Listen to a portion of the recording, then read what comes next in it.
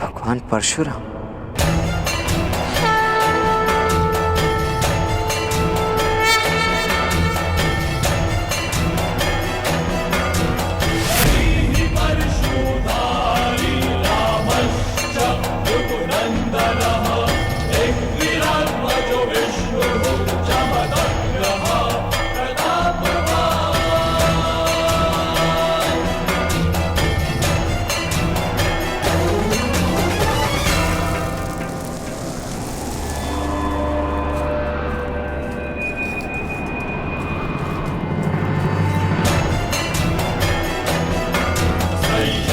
जिन तक पहुंचने के लिए इतना तप किया, उनका तप व्यर्थ नहीं जाने दे सकता मैं।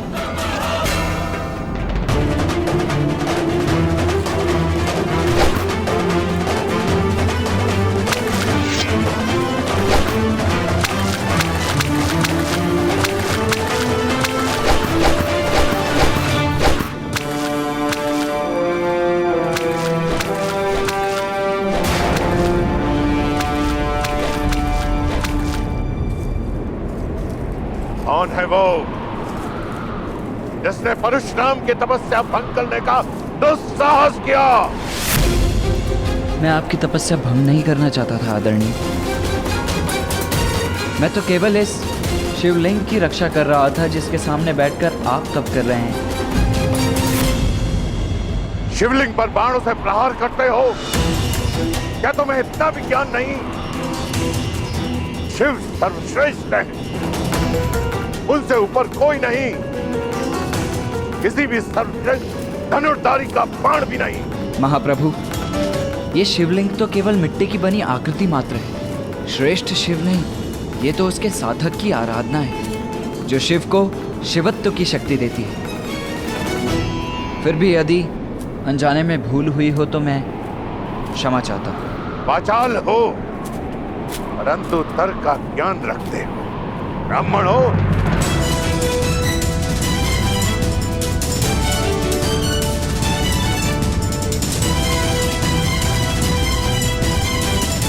चारों वेदों का ज्ञान जिसे हो वो कौन हो सकता है महात्मा? प्रश्न का उत्तर प्रश्न से नहीं दिया जाता है बालक। स्पष्ट शब्दों में अपना परिचय दो। कौन हो तुम? कहां के ब्राह्मण हो? जब एक सूत को शस्त्र विद्या प्राप्त करने का अधिकारी नहीं। यदि तुम परशुराम जी को पा सके तो तुम्हें शिक्षा नहीं देंगे, वो केवल ब्राह्मण को शिष्य बनाते हैं। मैं कर्ण हूं, हस्तिनापुर का ब्राह्मण। मैं आपसे धनुर्विद्या का ज्ञान लेना चाहता हूं गुरुदेव। इतना भी प्रयास करो बालक, सूखे कुएं से जल की प्राप्ति नहीं होती है। मैं अध्यापन के कार्य से मुक्त हो चुका हूं और अब मैं किसी को शिक्षा नहीं देता हूं। जाओ यहां से, जाओ। जानता हूं, कुएं और सागर में यही तो अंतर होता है। सागर कितना भी सिकुड़ जाए, उसमें इतना जल अवश्य होता है कि वो संसार की प्यास बुझा सके। और आप ज्ञान के सागर हैं गुरुदेव। तुम बार बार मुझे गुरुदेव के नाम से संबोधित क्यों कर रहे हो? मैंने अभी तक तुम्हें अपना शिष्य नहीं चुना। भगवान अपना भक्त नहीं चुनते, भक्त अपना भगवान चुनते हैं गुरुदेव। और मैंने आपको अपना गुरु स्वीकार कर लिया है। तुम्हारे तर्क मुझे प्रवृत्त नहीं कर सकते हैं कर्ण। परंतु क्यों?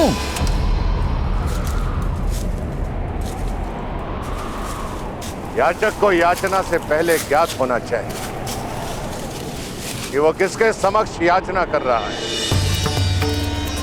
अब मैं एक साधनार्थ ब्राह्मण हूं जिसके पास देने के लिए कुछ भी नहीं है।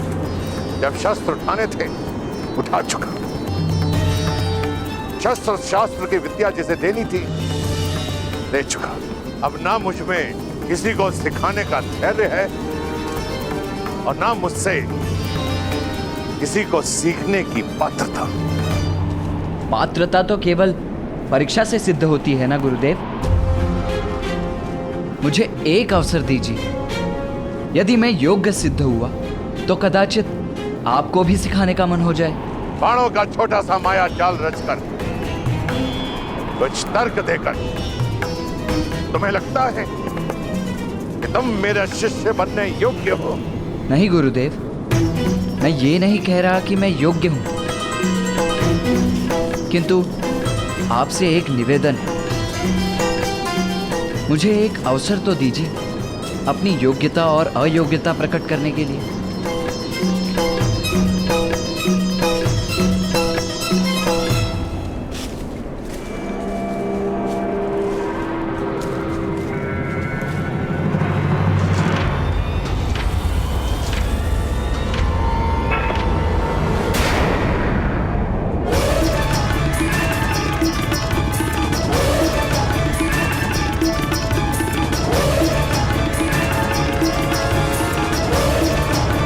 तुमने मर्यादा का उल्लंघन किया है बालक।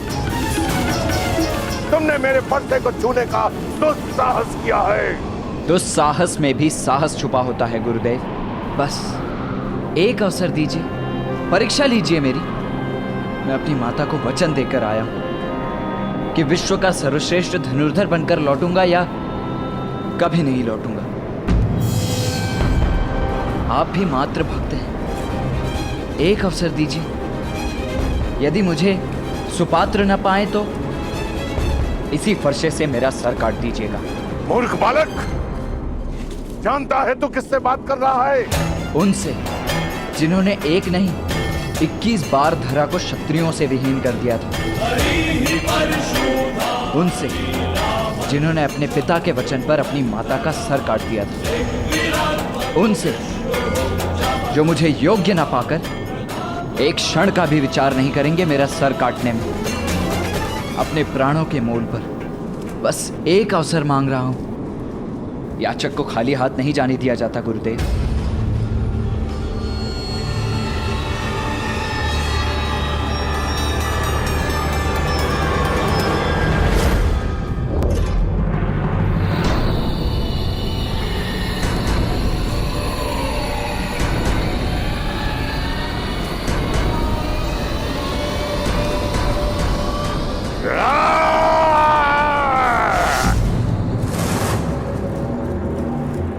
तुम्हें मृत्यु का भय नहीं है। ठीक है, मैं तुम्हें सुपात्र सिद्ध होने का एक अवसर अवश्य प्रदान करूंगा। धन्यवाद गुरुदेव। अभी मैंने तुम्हें उठने के लिए नहीं कहा। दीक्षा करो जब तक मैं लौट कर नहीं आ जाता।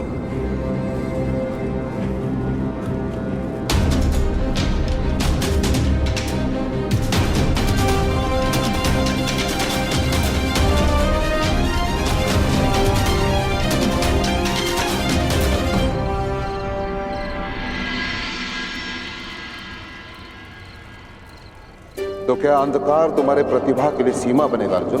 तुम्हारा अगला पाठ तभी शुरू होगा जब तुम उड़ती हुई मक्खी को भेद दोगे, वो भी अंधकार में।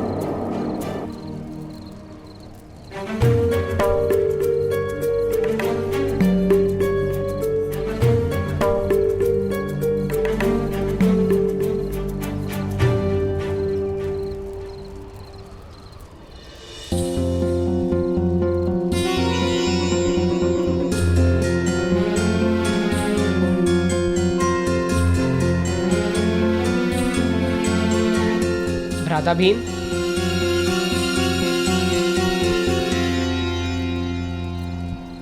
भ्राता भीम,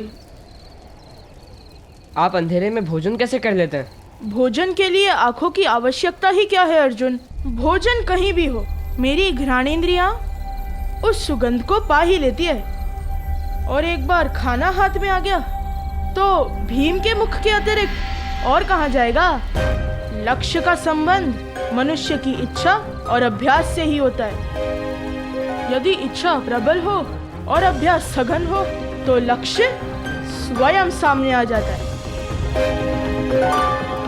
मैं आपकी बात का तात्पर्य समझ गया गुरुदेव। अब अर्जुन अंधकार में भी उड़ती मक्खी पर लक्ष्य साध कर दिखाएगा।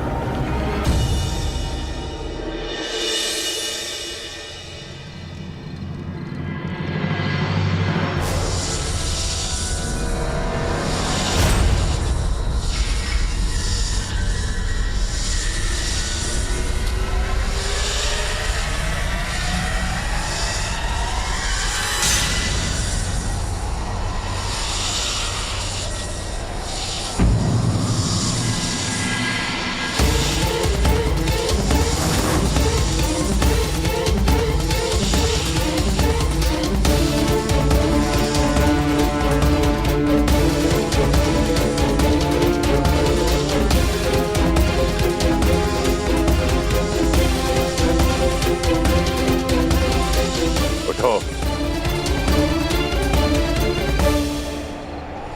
सर्प के इतने समीप आने पर भी तुम हिले नहीं। मेरे लिए सर्प का भय नहीं, गुरु का आदेश अधिक महत्व रखता है। मेरे गुरु का आदेश था जिसे मैं किसी भी मूल्य पर टाल नहीं सकता था। अच्छा, इतनी बड़ी बात। यदि इस जीवन में अवसर मिला तो इसे सिद्ध भी करके दिखा दूंगा गुरुदेव। ठीक है, मैं तुम्हें 3 कार्य सौंपता हूं। यदि तुम उन कार्यों में सफल हुए तो मैं तुम्हें अपना शिष्य बनाने के बारे में अवश्य विचार करूंगा। आदेश करे गुरुदेव।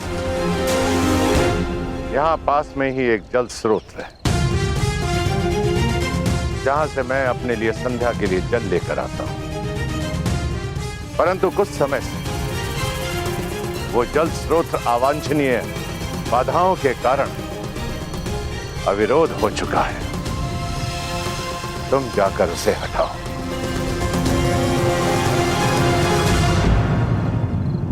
अर्थात यदि एक बात सुनकर समझने की क्षमता नहीं है तो श्रेष्ठ धनुर्धर बनने का प्रयास करके तुम अपना और मेरा दोनों का समय नष्ट कर रहे हो बालक। आदेश का पालन होगा गुरुदेव। 3 बातों का स्मरण रखना।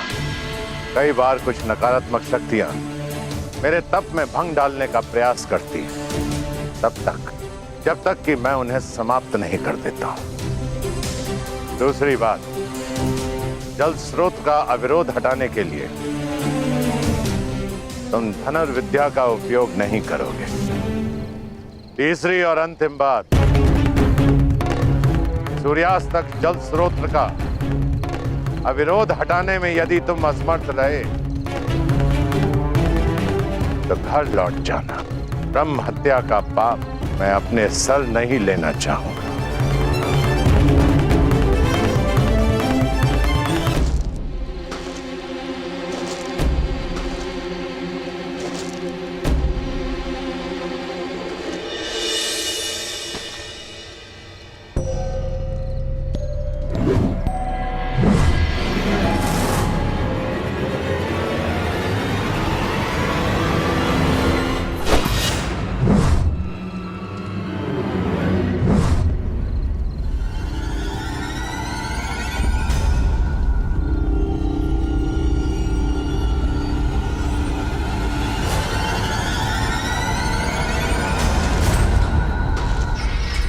कौन है?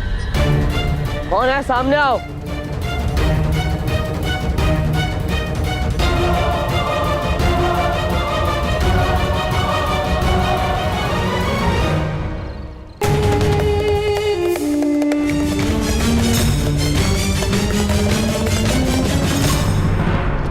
ठहरो।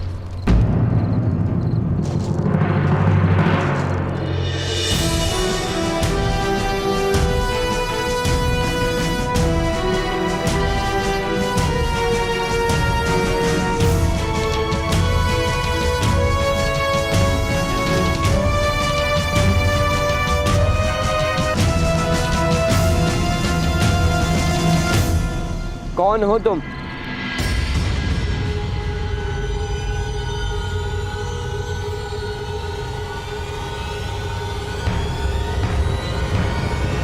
परिचय दो अपना।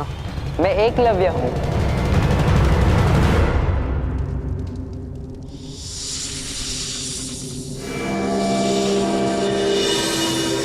कौन है वहां? मैं चुनौती देता हूं, सामने आओ। मैं तुम्हें युद्ध की चुनौती देता हूं।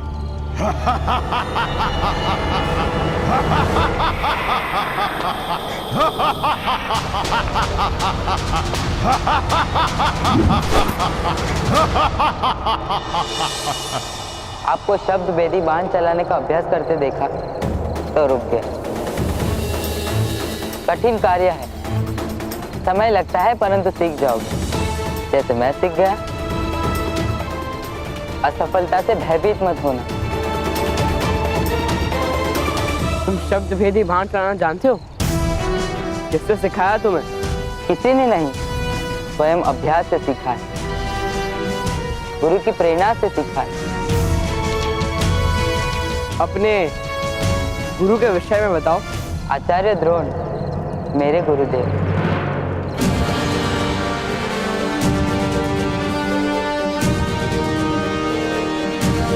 असत्य।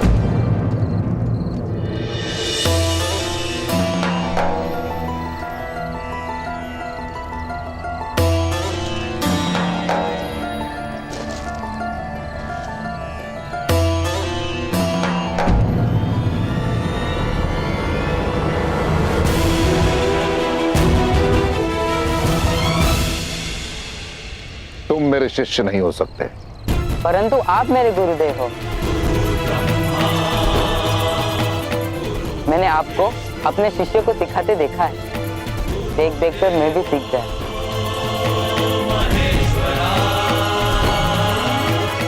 मैंने आपको देखा और अभ्यास किया, आपकी मूर्ति के समक्ष। आप मेरे मानस गुरु हैं आचार्य। मुझे विश्वास नहीं होता। अपनी बात सिद्ध करो, प्रमाण दो कि तुम शब्द भेदी विद्या जानते हो।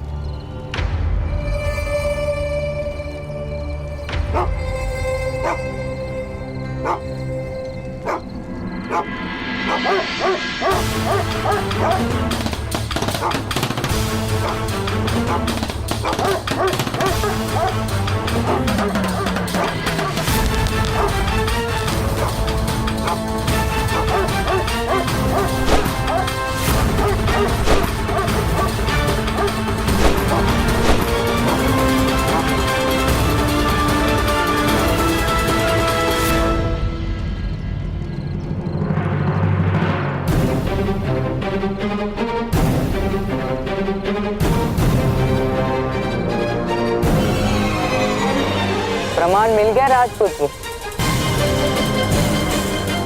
अद्भुत। तुम्हारी जितनी प्रशंसा की जाए उतनी कम है।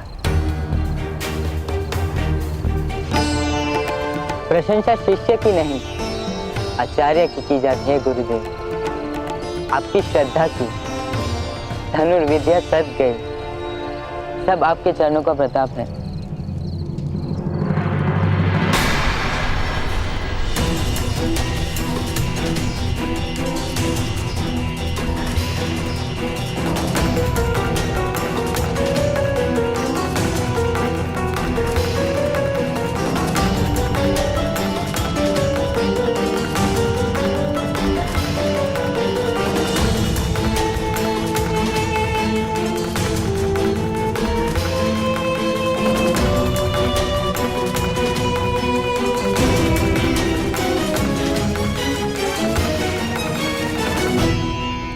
सूर्योदय होने वाला अर्जुन, जाओ विश्राम करो।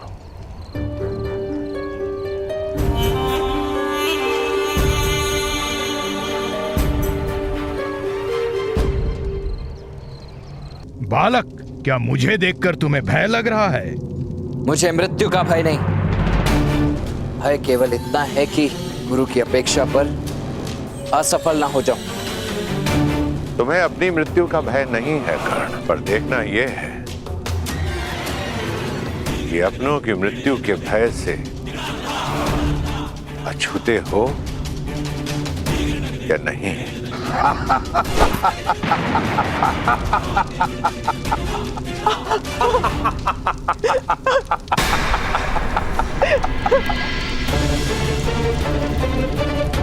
माता,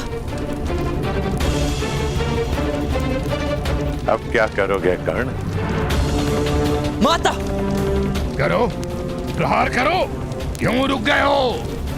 अब केवल तुम्हारे पास एक ही मार्ग है। वापस लौट जाओ वापस। इसी में तुम्हारी माता सुरक्षित रहेगी। अब निर्णय तुम्हारे हाथों में है। माता के वचन को अगर पूरा करने निकले तो कहीं माता को ही ना खो देना, और अगर वचन पूरा कर भी लिए तो उसका क्या लाभ? जाओ, निकल जाओ यहां से।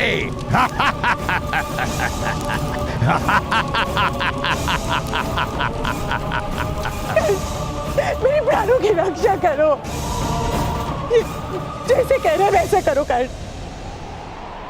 घर लौट जाओ कर्ण, घर लौट जाओ।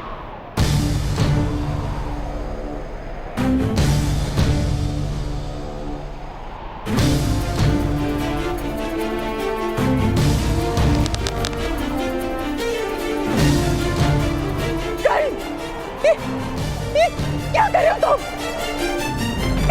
ये मार डालेगा मुझे। घर लौट जाओ, घर लौट जाओ कर। नहीं, नहीं।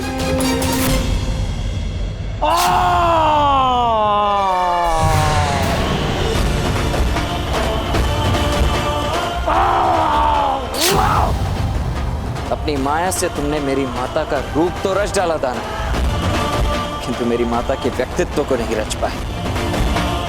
राधे की माता के प्राण यदि संकट में भी हों तब भी वो भले अपने प्राण दे दे, किंतु कभी मुझे अपने लक्ष्य से पीछे हटने को नहीं कहेगी।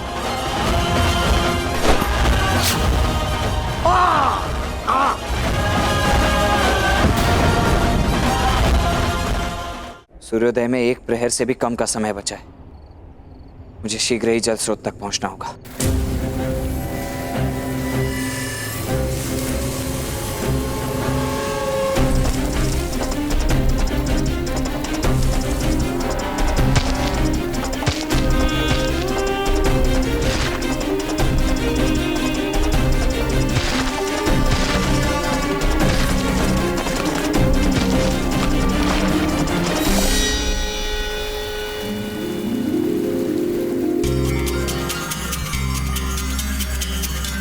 मैं परीक्षा में सफल हुआ गुरुदेव।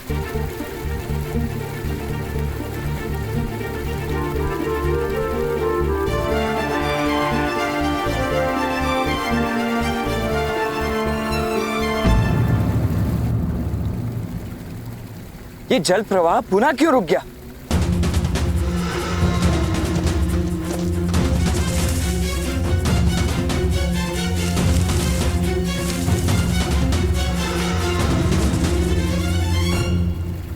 हे महादेव, कुछ ही पल शेष है और अभी भी अवरोध है। क्या करूं?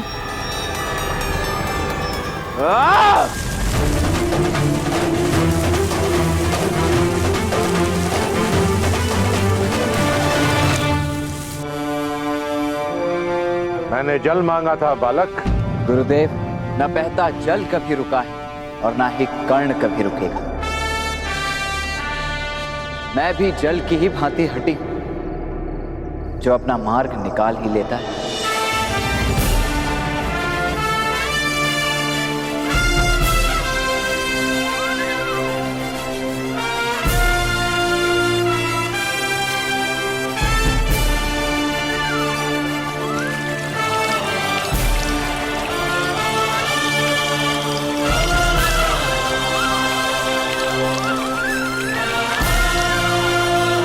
अब आप मेरे मार्गदर्शक बने। उसके लिए अभी 2 लक्ष्य शेष हैं। ध्यान से सुनो, तुम्हारा दूसरा लक्ष्य क्या है? मुझे आम चाहिए, तुम्हें इस कार्य को करने के लिए केवल और केवल 1 सप्ताह का समय है। क्या एक आम? 1 सप्ताह क्यों गुरुदेव? मैं आज ही आपकी सेवा में आम प्रस्तुत करता हूं, बल्कि अभी। लक्ष्य प्राप्त करने के लिए नियम तो सुनते जाओ। पहला, मुझे वो आम चाहिए जो अपने आप डाल से अलग हो और भूमि पर ना गिरे। भूमि पर गिरने से पहले तुम्हें उस आम को लपकना होगा।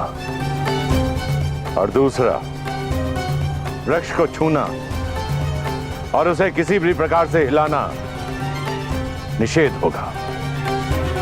समझ में आया? जी, और निश्चित रूप से तीसरा नियम यह होगा कि मुझे धनुर्विद्या का प्रयोग नहीं करना है। अर्थात इस वानर में भी तनिक बुद्धि है। अब खड़े होकर मेरा मुख क्या देख रहे हो? कुछ दिनों में आम की ऋतु समाप्त हो जाएगी। यदि तुमने मुझे आम लाकर नहीं दिया तो अपना मुख मेरे समक्ष मत लाना।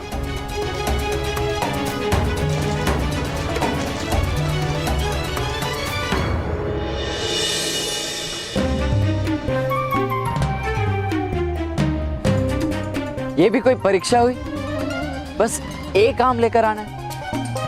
मैं आज ही प्रस्तुत कर दूंगा।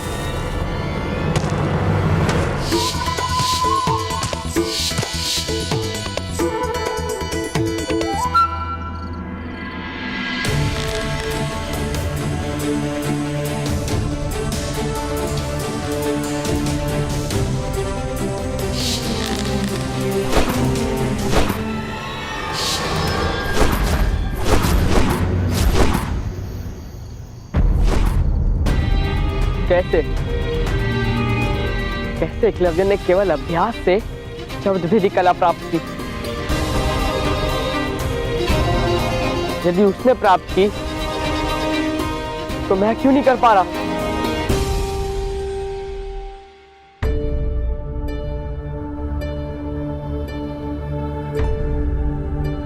प्रणिपात गुरुदेव।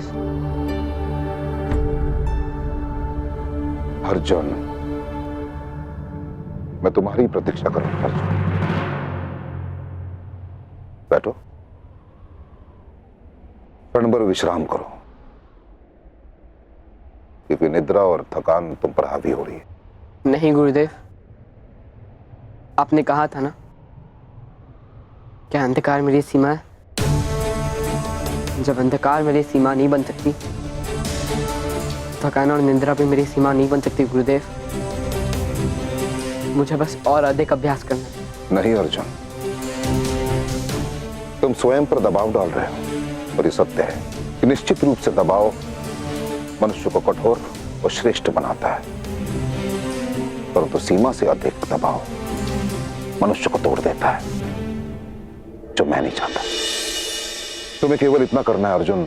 नहीं गुरुदेव, आप मत बताना। यदि एकलव्य अपने परिश्रम से शब्द भेदी बाण चलाना सीख सकता है, तो मैं क्यों नहीं सीख सकता गुरुदेव? अवश्य सीख सकते हो। जिस प्रकार भरे हुए पात्र में अधिक जल नहीं समा सकता, उसी प्रकार भरे हुए मन में ज्ञान नहीं समा सकता। तुम्हें सर्वप्रथम अपने मन को खाली करना होगा। और जिस दिन तुम्हारे भीतर के स्वर तुम्हें सुनाई देना बंद हो जाए, उस दिन तुम शब्द भेदी बाण चला सकते हो। बस प्रतीक्षा करो क्षण की।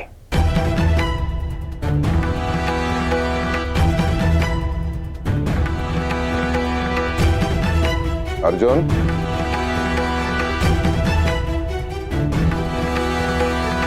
स्मरण रहे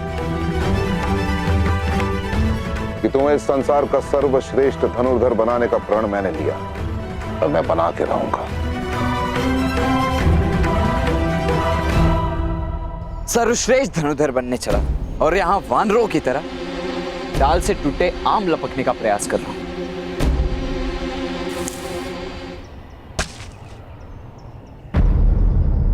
मुझे आभास कैसे हुआ कि एक और आम गिरने वाला है? जब आम डाल से टूटता है तब एक नाद होता है, अस्पष्ट ही सही, परंतु कंपन से एक स्वर उत्पन्न होता है।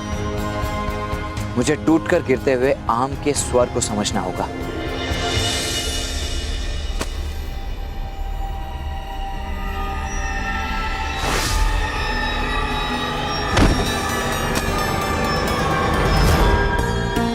मैं सफल हुआ, मैंने कर दिखाया।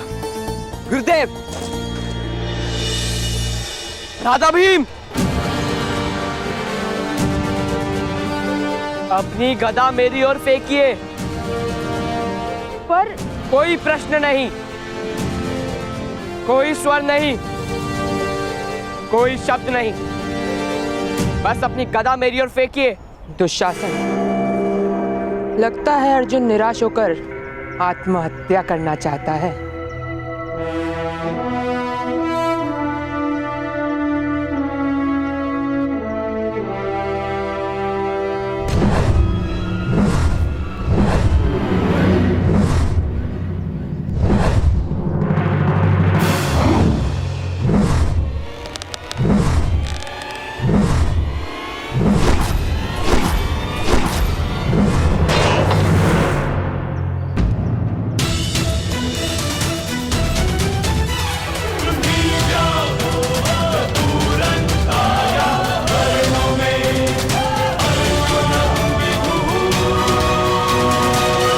मैं भेद समझ गया राधा भीम।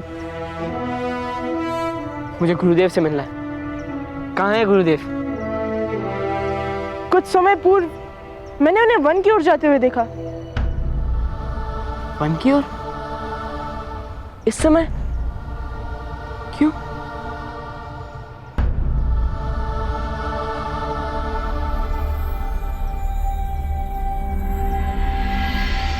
देखिए, बिना बाण या बल का उपयोग किए मैंने उन्हीं नियमों के साथ इस फल को प्राप्त किया है जो आपने बताए थे। तीसरी चुनौती सुनो कर्ण। गुरुदेव, तीसरी चुनौती धनुर्विद्या की होनी चाहिए। यदि नहीं हुई तो? मैं समझ नहीं पा रहा हूं कि आप ऐसा क्यों कर रहे हैं गुरुदेव। यदि परीक्षा लेनी ही है तो मेरे लक्ष्य संधान की लीजिए। इस भांति विचित्र परीक्षाएं क्यों ले रहे हैं जो किसी काम की नहीं? यदि तुम्हें अपनी धनुर्विद्या पर इतना गर्व है तो मेरे पास सीखने की याचना लेकर क्यों आए? यदि मुझसे ज्ञान प्राप्त करना है तो तुम्हें प्रारंभ से आरंभ करना होगा। मेरे साथ तुम्हारी यात्रा श्रेष्ठ से सर्वश्रेष्ठ तक होगी। दैत्य की माया को समझकर, जल प्रवाह के अविरोध को हटाकर और राम लाकर तुमने अपनी सभी परीक्षाओं में अपनी योग्यता का परिचय दिया है, परंतु लक्ष्य भेदने में तुम कितने सक्षम हो यह जानना भी शेष है। तीसरी चुनौती बताइए प्रभु। तीसरी चुनौती,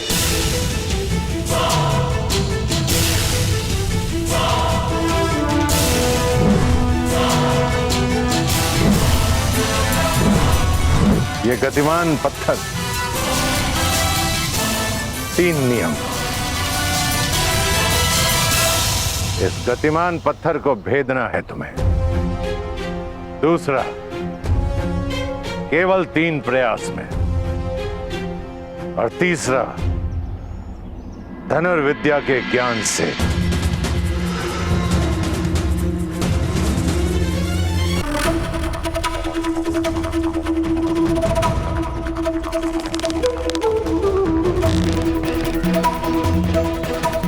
क्रोध। मैं केवल और केवल राजकुमारों को ही शिक्षा देता हूं।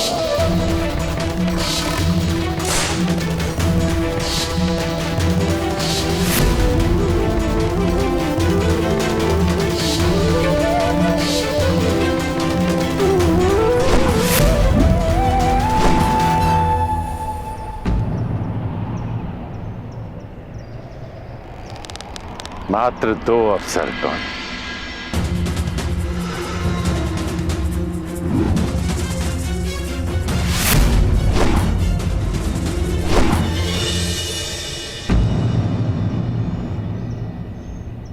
अंतिम अवसर कर्ण, अंतिम। यदि इस बार तुम अपना लक्ष्य नहीं भेद पाए, तुम मेरे शिष्य बनने से वंचित रह जाओगे। कर्ण कहते हैं, क्रोध, अशांति, पीड़ा ध्यान केंद्र में सबसे बड़ी बाधा है। अपने क्रोध को, अपनी अशांति को, अपनी पीड़ा को शस्त्र बनाकर इसका उपयोग करो कर्ण, उपयोग करो।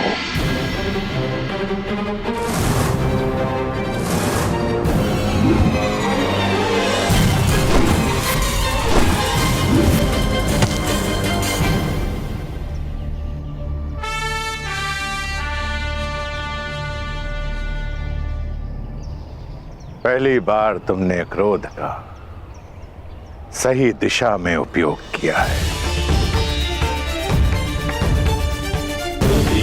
उठो कर्ण, समय आ गया है तुम्हारे उत्थान का, तुम्हारे सर्वश्रेष्ठ होने का। राधे कर्ण।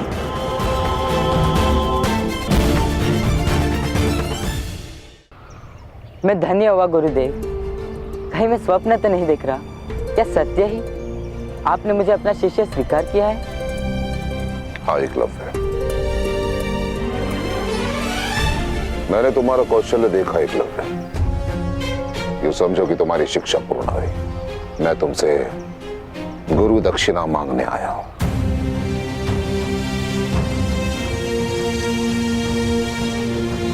गुरु याचना नहीं करते गुरुदेव, आदेश कीजिए। ये एकलव्य आपके सेवा में क्या प्रस्तुत करे? गुरु दक्षिणा में मुझे तुम्हारे दाहिने हाथ का अंगूठा चाहिए।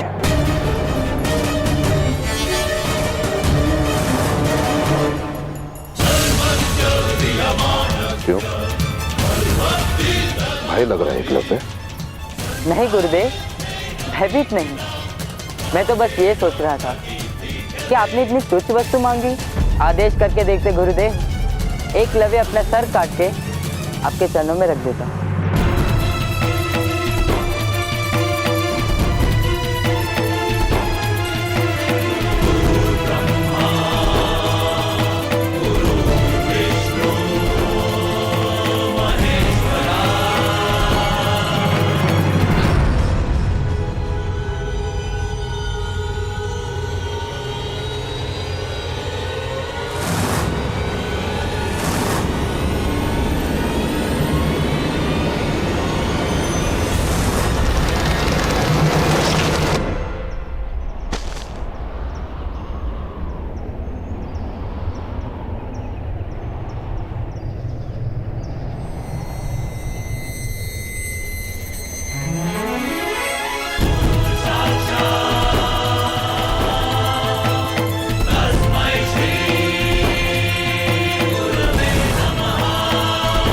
आपको गुरु दक्षिणा देकर मैं धन्य हुआ और गुरु दक्षिणा के भार से मुक्त थी।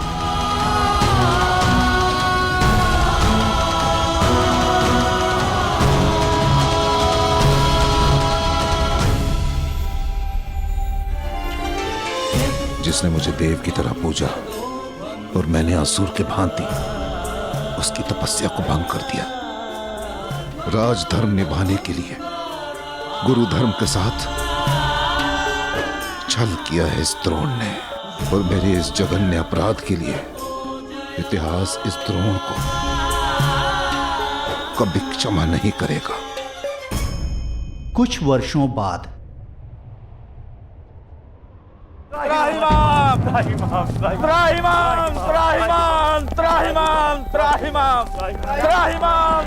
प्रभु, चौमासा बीतने को है, परंतु आकाश से एक बूंद जल नहीं गिरा। यदि अब भी वर्षा न हुई तो महाअकाल पड़ेगा। आपके आश्रम में हर ओर हरियाली है, त्रिशूल वर्षा हुई है, परंतु आपके आश्रम की सीमा से परे एक भी बूंद नहीं गिरी। स्वयं सोचिए प्रभु, ऐसा क्यों हो रहा है? आपका कोप ना सहना पड़े इसलिए आपके आश्रम में वर्षा, और इन निरीह निर्बल प्रजाजनों के लिए अकाल। ऐसा कौन कर सकता है प्रभु? देवराज इंद्र? हाँ प्रभु, वो चाहते हैं कि उनके अतिरिक्त किसी और आराध्य की सेवा न की जाए। प्रभु मदद करो, प्रभु मदद करो, मदद करो। आपके परशु के बल से तो तीनों लोग कांपते हैं प्रभु। आप ही हैं जो इंद्र भगवान को मार्ग पर ला सकते हैं। मैं शपथ ले चुका हूं, मैं कभी शस्त्र नहीं उठाऊंगा, कभी युद्ध नहीं करूंगा। तो क्या इंद्रदेव की मनमानी चलती रहेगी? मैंने ऐसा नहीं कहा। देवराज का अहंकार टूटेगा और अवश्य टूटेगा। देवराज को कर्तव्य का पाठ अवश्य पढ़ाया जाएगा, परंतु गुरु परशुराम के वचनों से नहीं, बल्कि एक शिष्य के बाणों से।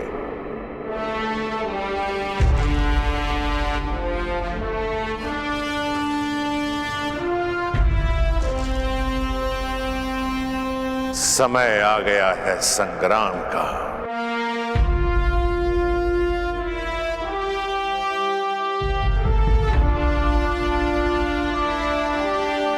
मेरी शिक्षा के परिणाम का, शताब्दियों से संचित पराक्रम बल से अर्जित, मैंने अपने सारे ज्ञान को एक ही पात्र में उड़ेला है।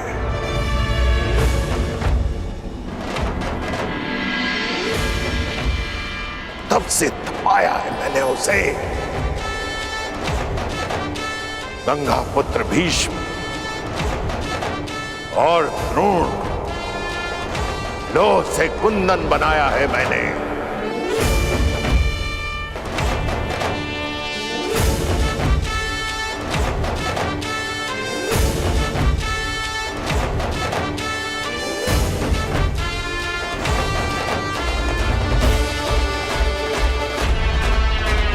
समय आ गया है मेरे इस शिष्य की अंतिम परीक्षा।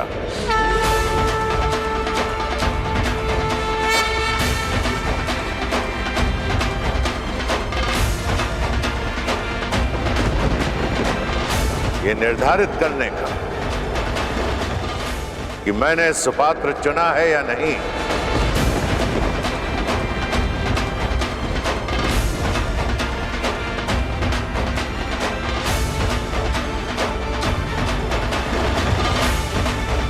लोह से कुंदन बनाया है या नहीं।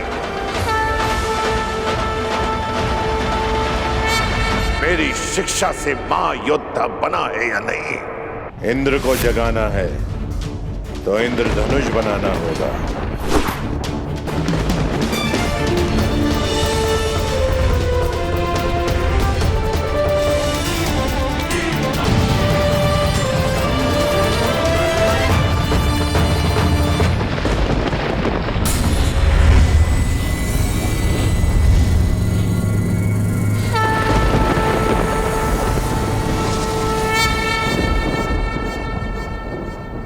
प्रसन्न करके आज तक देवराज का आह्वान बहुतों ने किया, किंतु रुष्ट करके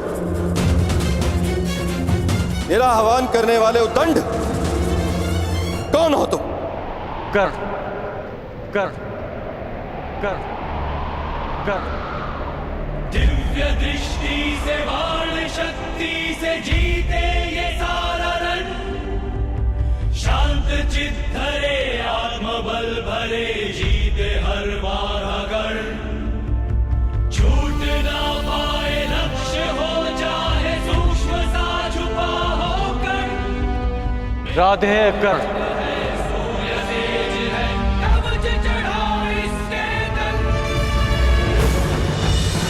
आह्वान करने के केवल दो ही कारण होते हैं, भक्ति के लिए या चुनौती के लिए। परंतु देवराज इंद्र को चुनौती देने के लिए तुम्हारी आयु बहुत कम है। और तुम्हारी उदंडता देख तुम्हें भक्त समझना कठिन। भक्त तो मैं हूं देवराज, परंतु आपका नहीं, अपने गुरु का।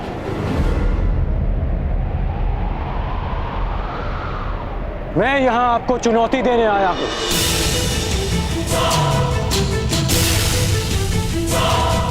मुझे देवराज इंद्र नहीं,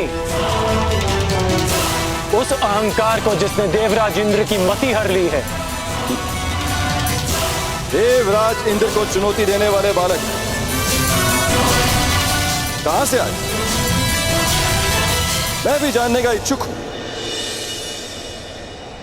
मुझे ललकारने वाले का कुल क्या है, जाति क्या है?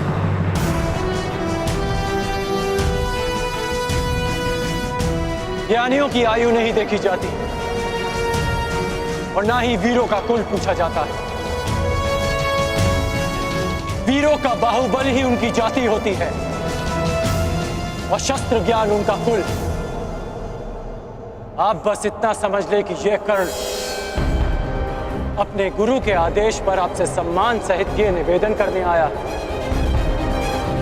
कि आप अपने मेघों को वर्षा करने का आदेश दें।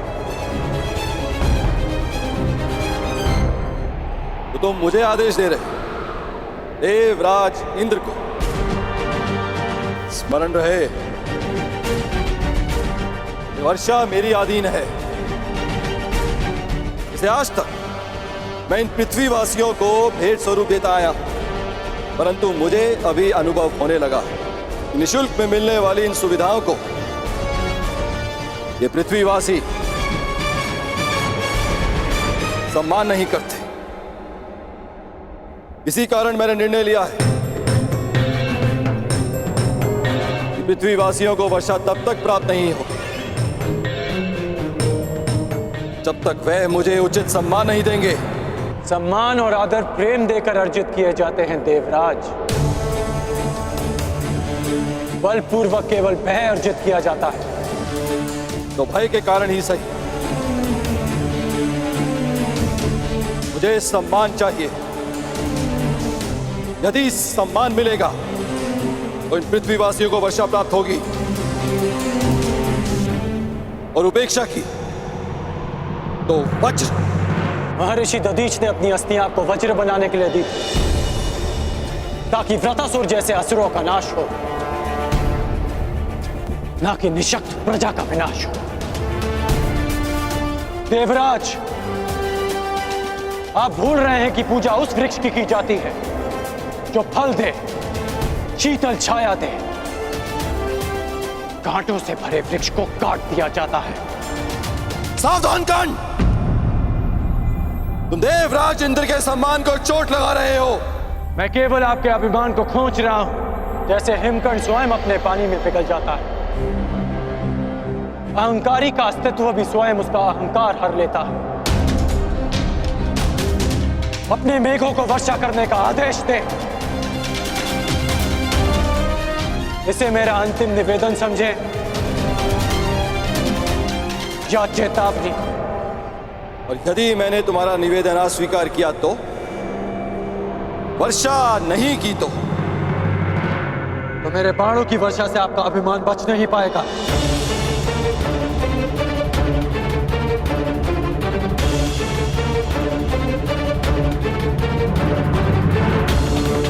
अज्ञानी बालक, एक इंद्रधनुष क्या बना लिया, देवराज इंद्र का आह्वान क्या कर लिया, तो समझने लगे कि तुम मुझे चुनौती दे सकते हो। 2 बाण क्या प्राप्त हो गए। तुम्हें प्रतीत होता है कि तुम वज्रधारी इंद्र का सामना करो। आपको वज्र दान में मिला है देवराज।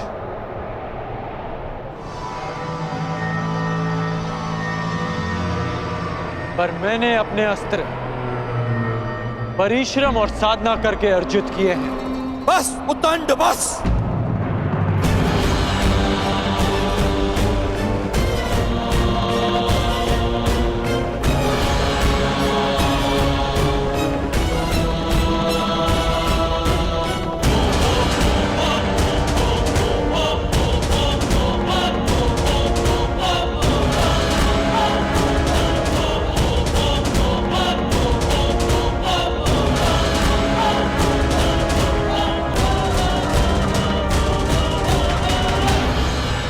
अंध अस्त्र के अंधकार को मिटाने के लिए प्रकाश पुंज चाहिए कर्ण। चक्षुमास्त्र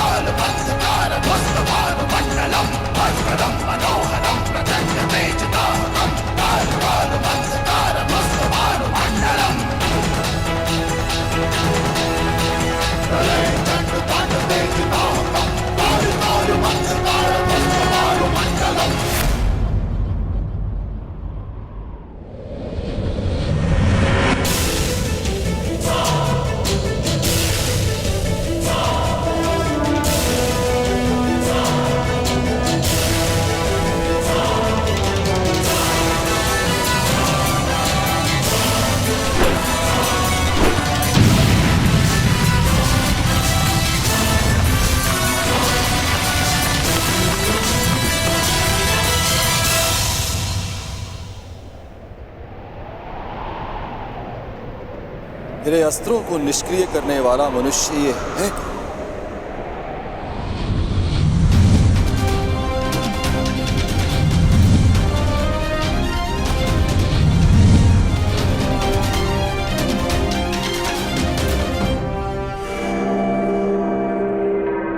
देवताओं को शक्ति मनुष्य की भक्ति से मिलती है, और जब देवता अहंकारी हो जाए तो मनुष्य को विरोध में खड़ा होना ही पड़ता है। और आज ये मनुष्य देवराज इंद्र पर ही इंद्रास्त्र का प्रयोग करेगा।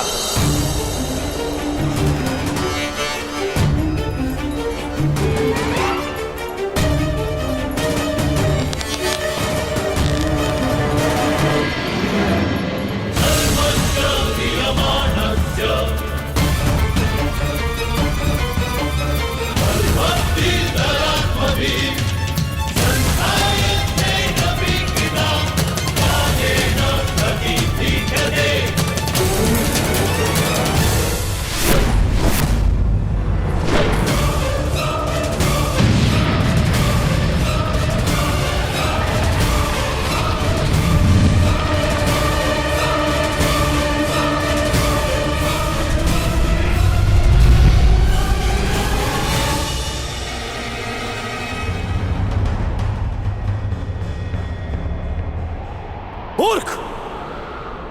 तुमने इंद्रास्त्र का प्रयोग स्वयं इंद्र पे किया।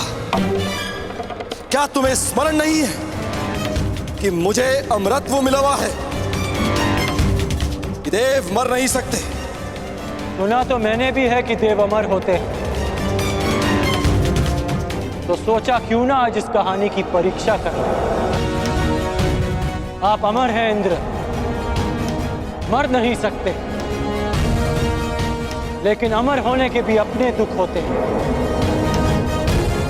अनंत काल तक पीड़ा भोगना उनमें से एक है। बस कर्ण बस, अब तेरा नाश निश्चित है। मेरे वज्र के प्रहार के लिए सज्ज हो जा।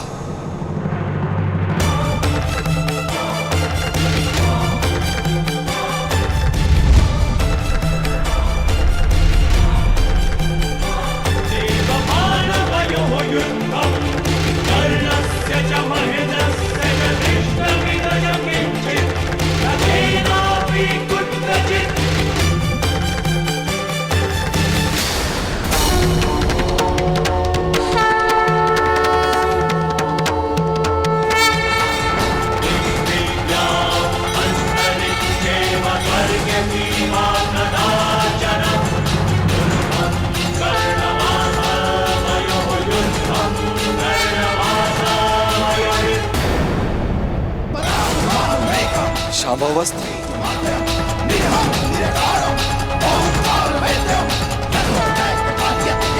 महादेव शिव शंभू का दिव्य अस्त्र नहीं, मैं इस पर वज्र से प्रहार कर कर महादेव को रुष्ट नहीं कर सकता।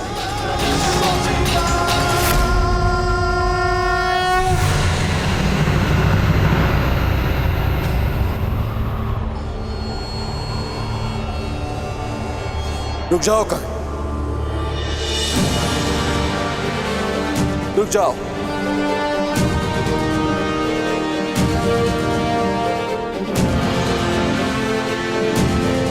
मैं अपनी पराजय स्वीकार करता हूं।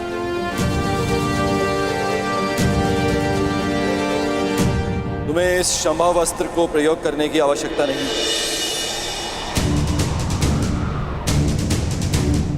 गंगा पुत्र भीष्म और आचार्य द्रोण के अतिरिक्त मैंने किसी धनुर्धारी में इतनी मेधा नहीं देखी, इतना बल नहीं देखा।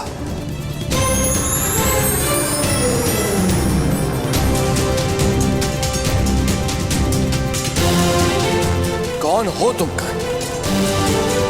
और कौन है वो जिसने तुम्हें इतना सक्षम बनाया?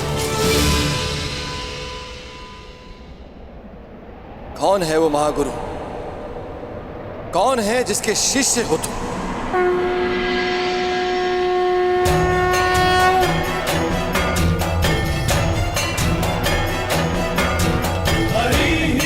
वही जिसने गंगापुत्र भीष्म और द्रोण को शिक्षा दी थी।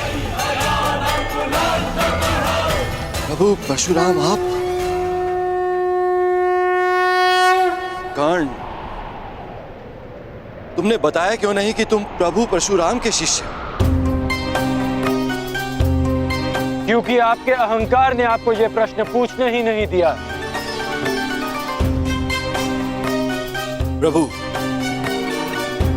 मैं अपनी इस उदंडता के लिए क्षमा चाहता हूं।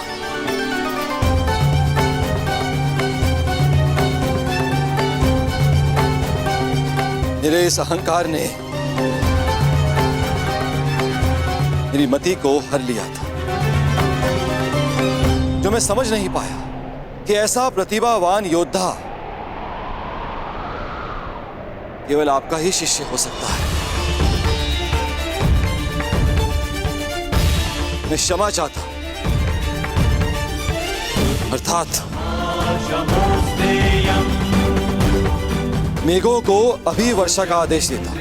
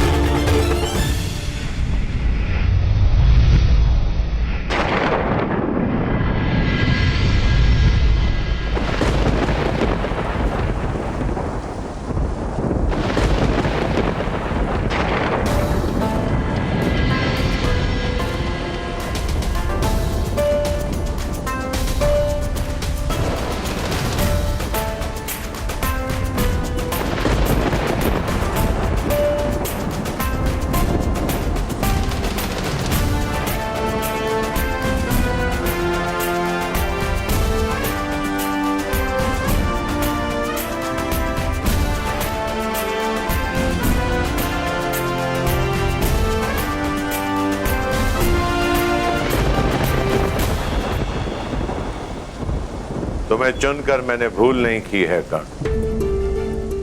तुमने अच्छा प्रदर्शन किया है। क्योंकि मेरे गुरु ने मेरा मार्ग प्रदर्शन किया, ये कर्ण की नहीं, आपकी शिक्षा की विजय है गुरुदेव।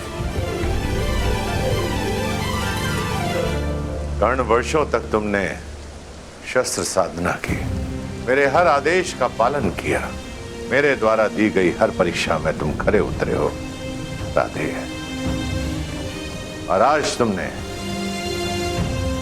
इंद्रदेव का अहंकार तोड़कर मुझे गौरवान्वित किया है। इसका तात्पर्य जानते हो कर्ण? इसका अर्थ यह है तुम उन शस्त्रों को धारण करने के पात्र बन गए हो जो देवताओं को भी उपलब्ध नहीं है। मैं तुम्हें ब्रह्मशीरस्त्र की दीक्षा दूंगा। मैं तुम्हें ब्रह्मांड अस्त्र की शिक्षा दूंगा और परशुराम को सदैव ये गर्व होगा, ये दीक्षा प्राप्त करने वाला साधे कर्ण परशुराम का प्रतिबिंब है।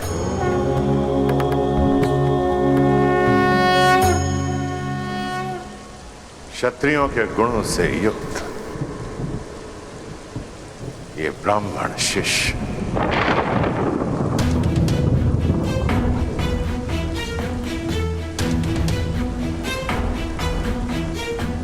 इतने वर्षों में असंख्य बार तुमने मुझे मेरी युवा अवस्था का स्मरण कराया और आज इन मेधों को, इस नभ को, 7 तल्लों, चारों दिशाओं को मैं साक्षी मानकर सगर्व कहता हूं कि धनुर्विद्या में और युद्ध कौशल में तुम परशुराम के पर्याय, महादेव के अतिरिक्त तुमसे श्रेष्ठ धनुर्धर कोई नहीं है इस संसार में।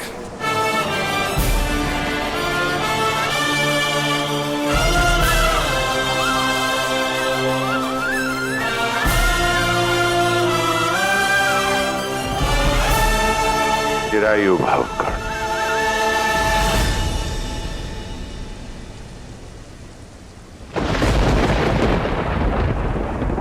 कर्ण कर्ण कर्ण, कौन है ये कर्ण? कहां से आया इसमें इतना बल, इतना कौशल? कहां से पाया इसने इतना तेज? समझ नहीं आया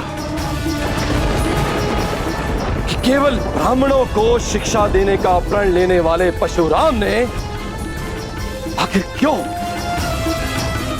एक सूत पुत्र को अपना शिष्य बनाया। कुछ तो भेद है जिसे इंद्र भेद करके रहेगा। देवराज इंद्र को तो तुमने पराजित कर दिया कर्ण, परंतु देवराज इंद्र के भीतर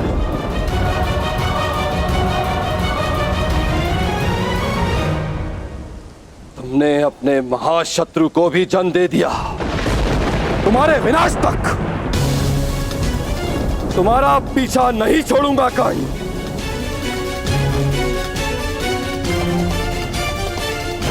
परशुराम तुम्हें संसार का सबसे सर्वश्रेष्ठ धनुर्धारी घोषित कर चुके हैं, किंतु क्षमा करना है धनुर्धारी। मैं इंद्र ऐसा कभी होने नहीं दूंगा, कदापि नहीं। इस संसार का सबसे सर्वश्रेष्ठ, सबसे महान धनुर्धारी केवल वही होगा जिसमें देवराज इंद्र का बल होगा। देवराज इंद्र के वज्र का तेज,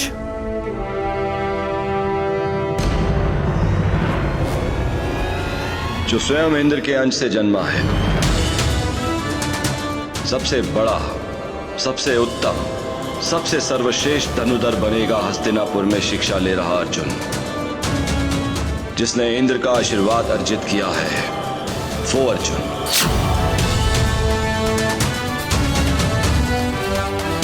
तुम जैसा धनुर्धर ना कभी जन्मा था,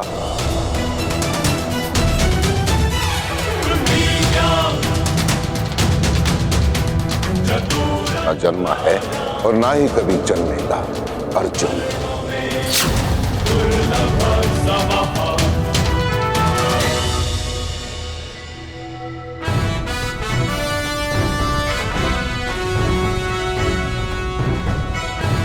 तुमसे श्रेष्ठ धनुर्धर कोई नहीं है इस संसार में। चिरायु भाव का